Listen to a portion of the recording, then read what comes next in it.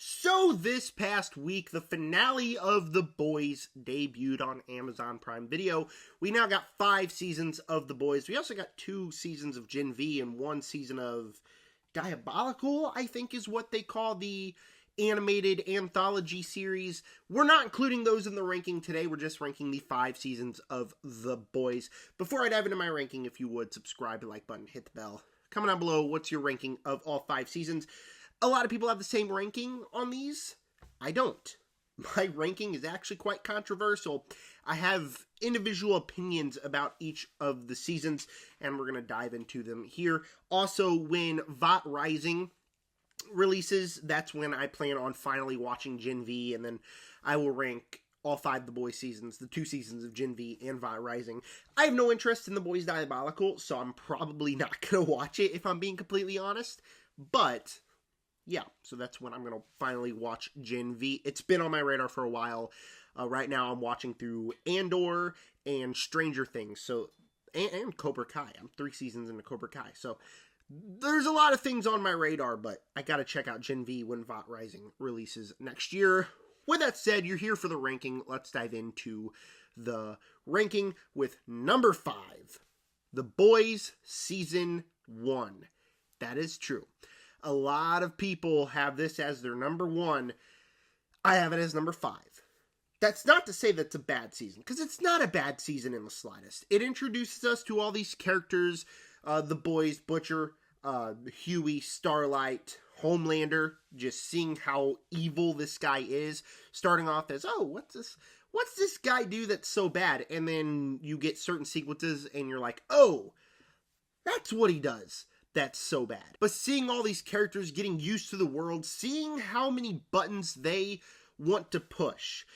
Our first kill of this entire show is because you jammed a bomb up someone's butt. Yeah. And then you see just how gnarly you can get, how evil these superheroes can be. It actually has probably my favorite finale out of this entire show. The one where they're at the house with Stillwell and the baby. Great stuff in that finale. And then the cliffhanger that Becca is still alive sets up season 2, which I did enjoy, probably on the same amount of length as this one. We'll get to that one here in a few minutes. But introduces us to the world. The thing is, with this show, there's these seasons that have these things that stand out from them. Season 2, you got the Nazi stuff, and you got the stuff with Becca.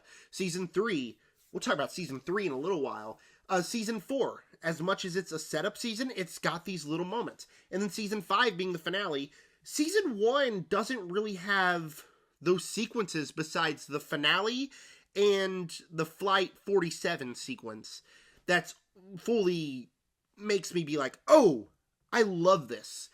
And so, while I was watching Season 1 for the first time, I left it just a little bit disappointed. Like, yeah, that was good, but...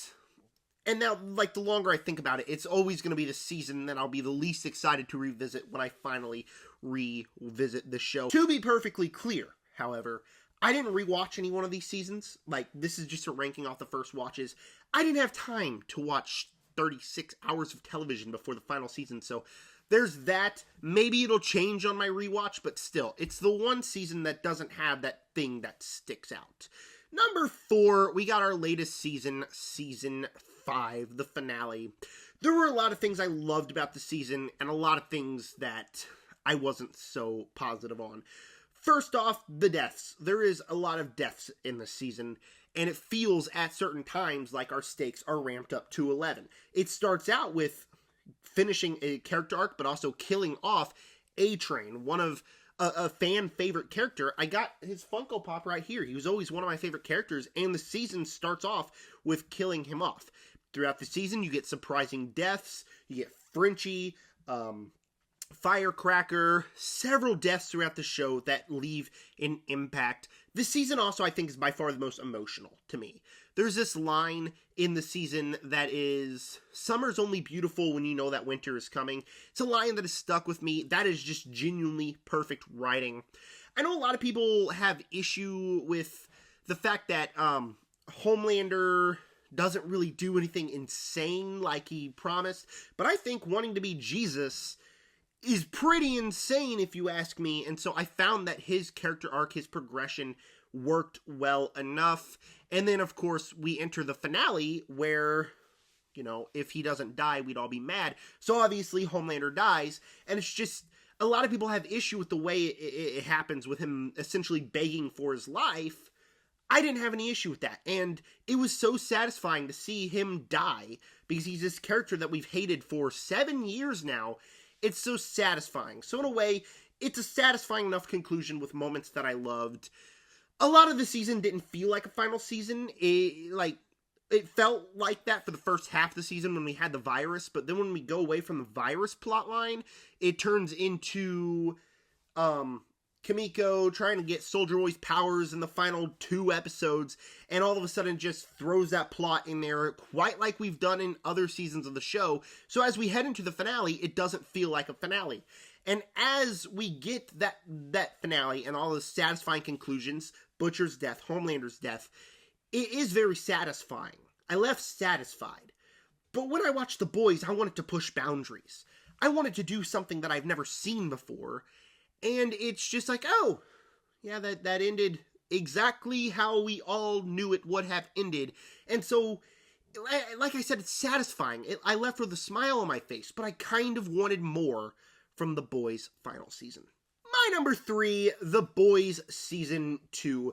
This is quite like Season 1, where there is a lot of things in this season that I liked more than Season 1, but in Season 1, it didn't have anything super memorable that stuck out to me. And this season, there is more memorable things, but I kind of, while watching it, enjoyed it the same amount that I enjoyed Season 1. Now, don't get me wrong, the stuff with Stormfront, awesome stuff when it's revealed that she's a Nazi, the betrayal, seeing how bad Homelander really is, that he still loves her even though she's a Nazi.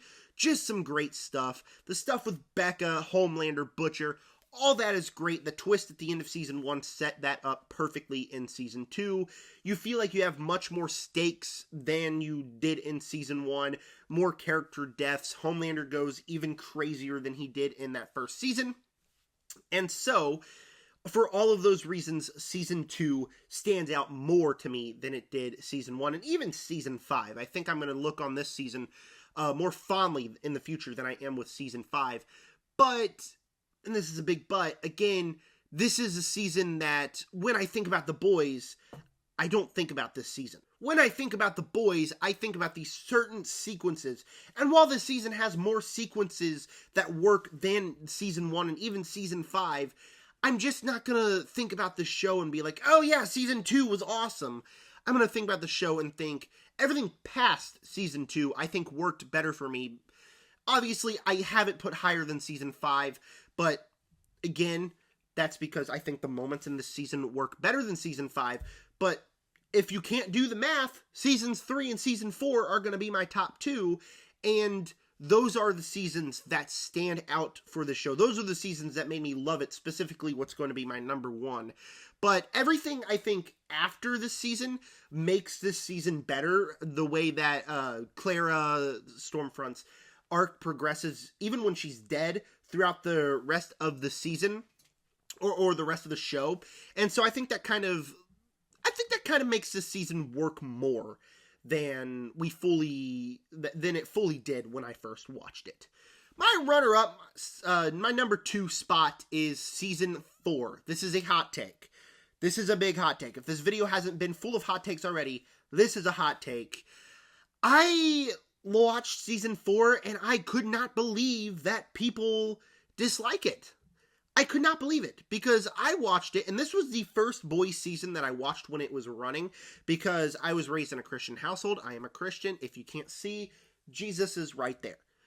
So, obviously, until I turned like 18, I wasn't allowed to watch this show for good reason, because if you watch the show, you can easily be like, oh, that's something messed up. And so, like, I finally watched it when the season, or I watched it before the season, and then I watched this season as it was releasing.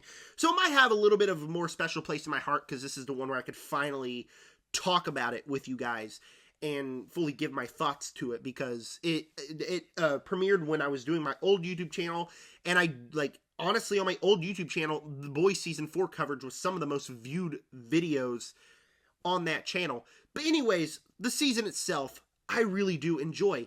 It's got several things I absolutely love in here. What's going on with Butcher and his powers. You don't get any Soldier Boy in here, which is a little bit unfortunate, as I think Soldier Boy would definitely enhance this season. But you get all the political stuff is really interesting with Claudia and Homelander and all the political stuff in there. I think the new characters that we are introduced to in Sister Sage, Firecracker, I like all of those characters. Firecracker, I wasn't the biggest fan of until season 5, where we started to go on her redemption arc until she died. But Sister Sage, a very interesting character. Homelander does some really messed up stuff in the season that really, really works for me. The episode where they're on the farm and all like the flying V'd up animals is really cool. But this season, you get to see Butcher do the most diabolical things. He kills Claudia in front of her daughter. What he does to Samir, Claudia's husband, is very messed up. So you see, and it's not like he was tame the other seasons, but in this season you can tell that Butcher is losing it. And that just adds to this season for me, that Butcher feels like he's the most dangerous. And then we get that finale, like I said, with Claudia getting ripped in half in front of her daughter, and the way that we leave off to season 5, that all of our heroes are at their lowest. Homelander has won.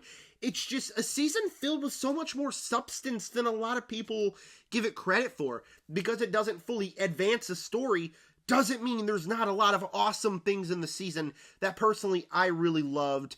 Obviously, like I said, I got a little bit of bias towards the season, but season 4 really worked for me. But it's not even close. Like, it's not even close. Before I reveal what my number 1 is, if you would, subscribe, like button, hit the bell, comment down below what is your ranking of the Boys seasons. That is the most important part about these videos, is the discussion we can have in the comment section. And with that said, number 1, season 3, and it's really not even close, man. This season rocks. This season has the best Boys stuff, whether it's introducing the greatest character in the show, Soldier Boy, who is just a so politically incorrect character that every time he opens his mouth, he says some insane stuff. But the way that he is portrayed by Jensen Ackles, who is just a phenomenal performance and a character that I love and hilarious in the show. The arc of him teaming up with Huey and Butcher, and Huey and Butcher getting powers in the season, is awesome stuff. You got the stuff with MM and his rivalry with Soldier Boy. You got the stuff with Homelander, and he truly feels like he's doing the worst stuff in the season. He agrees with Butcher to make Scorched Earth, and it is just awesome stuff. So you have the stuff that is the most comic book-like, but advances the story. The stakes feel the highest that it does, I think, in this entire show. And it's home to probably the best comic book TV episode of all time, Herogasm. Which, when I was talking with some of my friends from church about this show, and they're like, do you watch this show? And I'm like, yeah, I do. When they asked me what my favorite episode was, that was an awkward conversation, because despite it being just one giant, for superheroes,